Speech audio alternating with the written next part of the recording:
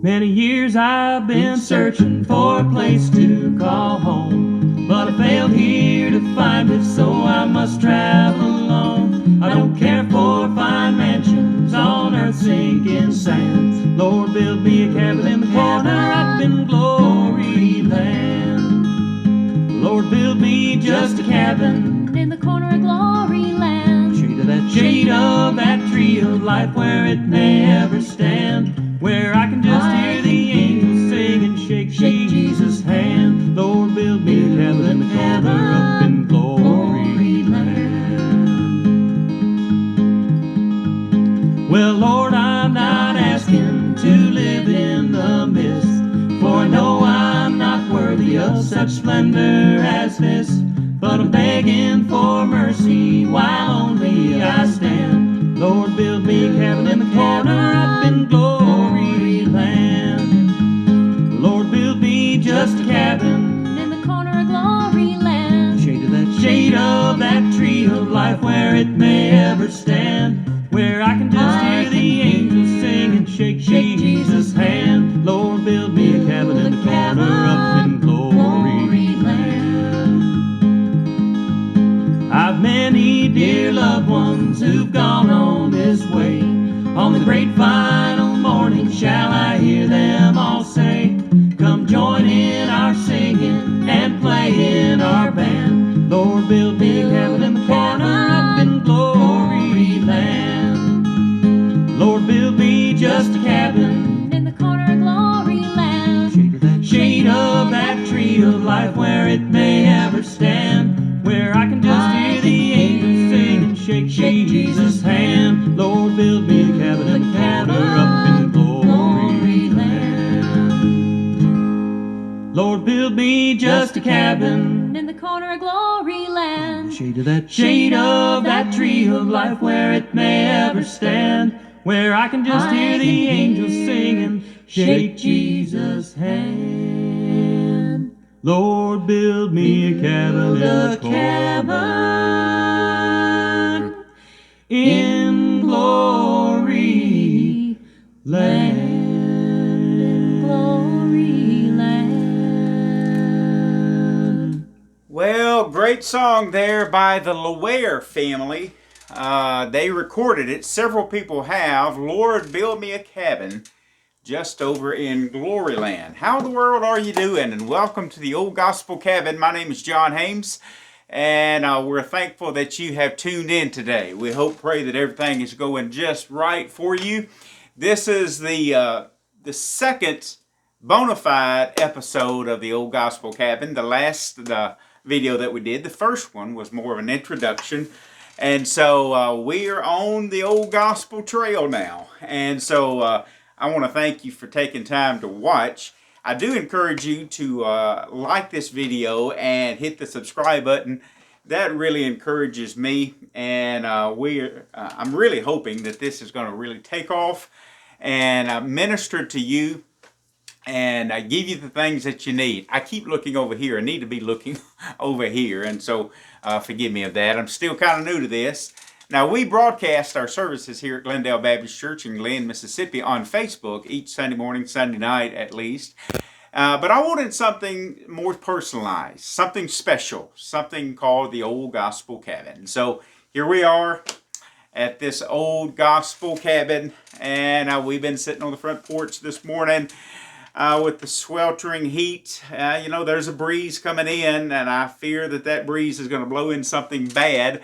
Hurricane Ida, I believe is the name of the storm, is developing and supposed to really affect portions of our nation, particularly Mississippi. We're right in the path of that. Of course, we're about as far north in Mississippi as you can get, but still, you be praying for the folks, all of us here in Mississippi and in the path of this storm, because it was 16 years ago, tomorrow will mark 16 years since Hurricane Katrina came. Today is the 28th day of August, 2021, and I'm still in the 1900s. But tomorrow, the 29th of August, will mark 16 years since Hurricane Katrina hit the Mississippi Gulf Coast and different areas.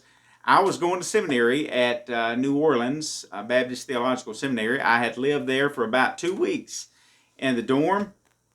My wife and son lived in Calhoun County where I was pastoring, and the church understood that I was going to have to leave on Monday, come back on Friday, leave the church field, go to New Orleans, stay there all week, come back home on Friday, and try to do some visiting, some studying, and stuff like that. And they were good with that because they understood that it was temporary. Well, it was more temporary than any of us could have thought that it would have been, because I was only there for about 2 weeks. Hurricane Katrina came, and so the rest is history. You know, I remember getting ready to go to class that Thursday, I believe is when it was. And I had the TV on in my dorm room. I was there by myself, of course. I stayed by myself. And I had one of the local news stations on. And I remember hearing them say something like, there is a tropical storm developing, but it doesn't look like it's going to hit us at this particular time. Well, I took them for their word, went on to class, and rather than wait till Friday, I said, you know what, I think I'd just rather go home now. Get home late Thursday night. Well, I'm so glad that I did, because if I would have waited, chances are I would have been stuck down there in New Orleans.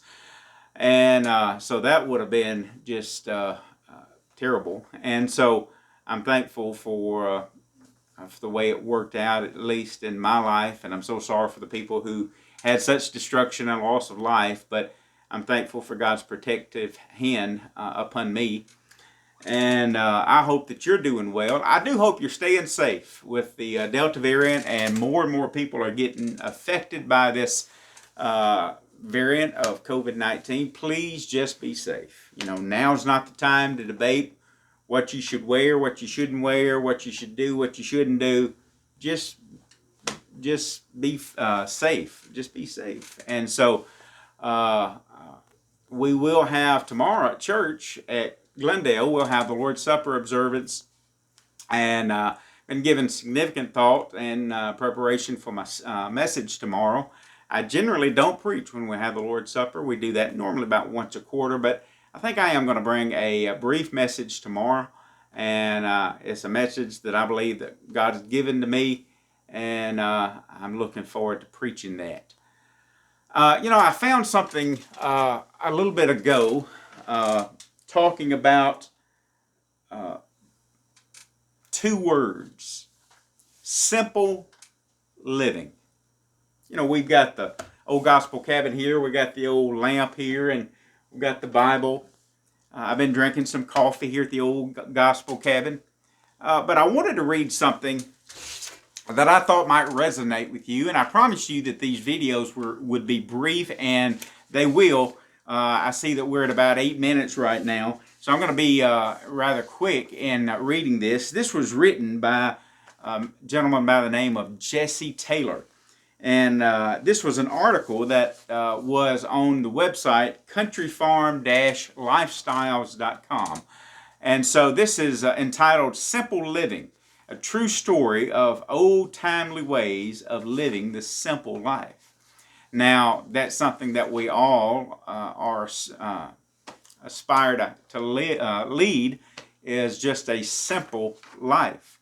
And so let me read what Mr. Jesse Taylor wrote as we're closing out this week on this Saturday, the old gospel cabin. I hope you enjoy this brief article. Mr. Taylor wrote, I don't know about teaching any classes on the good old simple ways of doing things.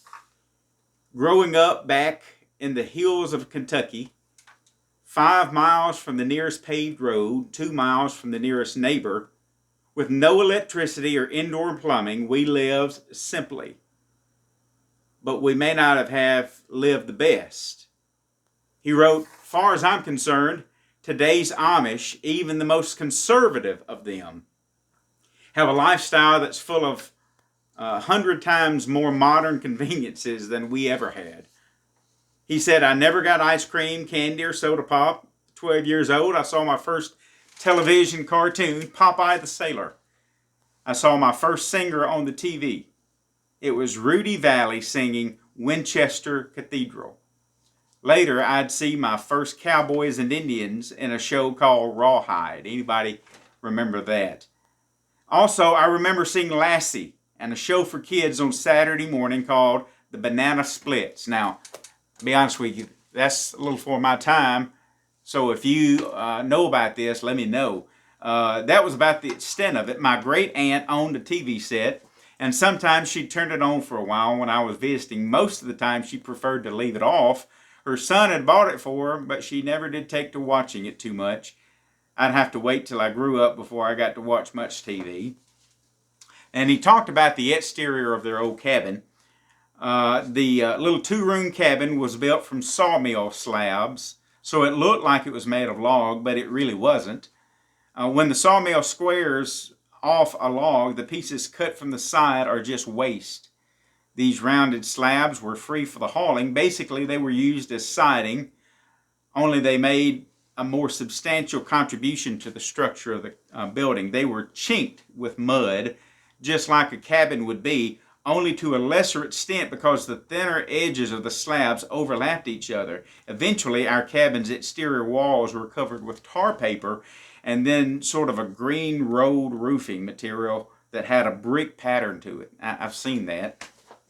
Personally, I prefer the look of those rounded slabs, but the covering helped keep the wind out. And some of you, that may resonate with you. Maybe growing up, you remember memories kind of like that. The interior walls were cardboard boxes with wallpaper covering. There was no drywall, plaster, nor insulation of any kind. We couldn't afford such luxuries, he wrote. The ceiling was the same way. The roof was made of tin, and I missed that most of all. We heated with an old potbelly stove, and my grandmother cooked on a wood-burning stove. Grandmother cooked with wood, but we heated with coal dug right from the mountainside. It was free. It had to be, or we wouldn't have used it. One room of our cabin was devoted to being the kitchen. It had a sink with a drain pipe running on the ground just outside the cabin. The sink was part of a shelving unit that was made of sheet metal. It had 4 metal doors on it and 2 metal drawers. Someone had bought it for us. It came with a set of the same sheet metal cabinets that were mounted over it. I think there were 4 doors in those cabinets. Outside of that, we had a table and 3 chairs, and there was a large wood box by the stove. That was everything in the kitchen. The other room was our bedroom / living room. It had 3 iron beds, a chest of drawers, a dresser with small drawers and a large round mirror attached to it, and a couch that sat right in the middle of the floor. Each bed was in a corner, and the potbelly stove had the last corner of its all to itself. Grandmother made our own quilts. Her quilt frame had been whittled out by my grandfather, and it hung from the ceiling out of the way. The floor was made of the same sawmill slabs with the flat part turned up, naturally. It was covered by linoleum. This too was a gift. Before that, it had just been plain, but it had been worked down with bricks and sand from the creek to make a smooth finish. It had cracks in it. You didn't dare drop a penny in it. My mother used to talk about all the change in marbles that must have been under that old floor, things she'd lost when she was a little girl. Now, listen to this. I caught this and found it to be very intriguing. Occasionally, a snake would come up through the cracks of that old floor. Grandfather tried to keep the old creek rock foundation chinked so they couldn't get in, but they'd still find a hole. One day, Grandmother moved her clothes basket, and there was a big timber rattler under it with its head stuck down a hole in the floor. She grabbed the meat cleaver and cut it in two where it went through the floor. Grandfather awoke one morning and felt something move around on top of the quilt. Mountain nights get cool even in the summer. He thought it was the cat, but when he rolled over and kicked it off, he heard the rattles hit the floor. He grabbed his pistol from under his pillow and shot it. So, he wrote, I still have those rattles, 12 rattles and a button. He tied them to his fiddle's bridge, and they stayed there all the rest of his life, rattling when he hit a certain note. That old fiddle was our only entertainment for a long time.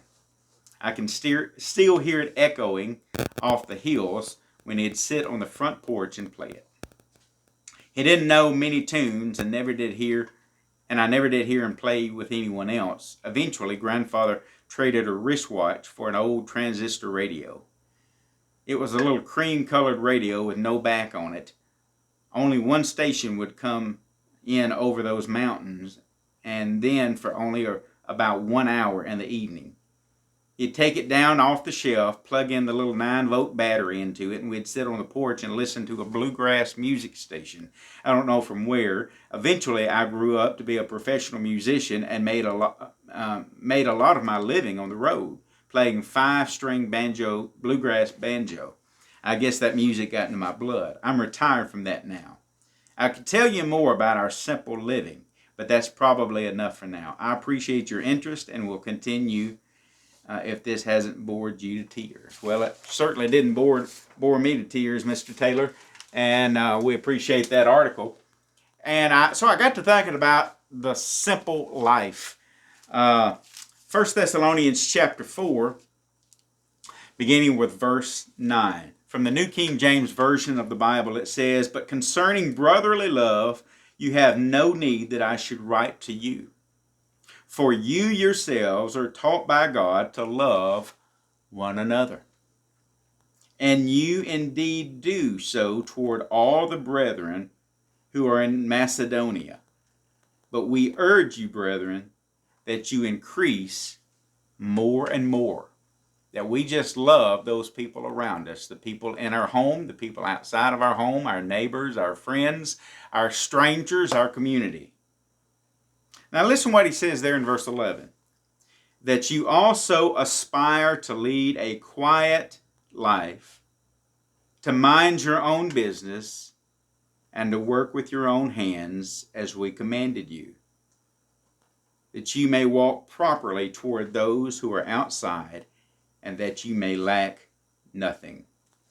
That we may make it our life's ambition to lead a very quiet, peaceful life. I was talking to someone yesterday, and at the church study, I spend a great deal of my time. 3 places here on the hill, either in the study, the sanctuary, or our home, is where you'll normally find me, because I feel safe at all 3 of those places. I feel home, and I read, I study, I prepare messages, I do my very best to be the best pastor that I can be. And so I lead a very dull and boring and wonderful life. Dull and boring is not typically characteristics of a life that someone is very pleased with, but it is for me. It's uneventful, no drama. Just walking with Jesus, loving my family, loving my congregation, being kind to those people that I come in contact with, taking some time every now and then, don't do it near as often as I should, to go visit my mom and daddy and my mother-in-law and my daddy-in-law. Making time for those people that's the closest to me. It's a quiet, uneventful, dull life, and I'm so thankful for it. I hope that you're doing well today, and I want to thank you for watching. We're at about 19 minutes. Looks like we're going to get out of here in about 20 minutes. And so thank you for your interest in this channel. And I want to thank you again for watching. I hope you'll tune in again to the Old Gospel Cabin. I'm John Haynes. If you need me, holler. God bless you.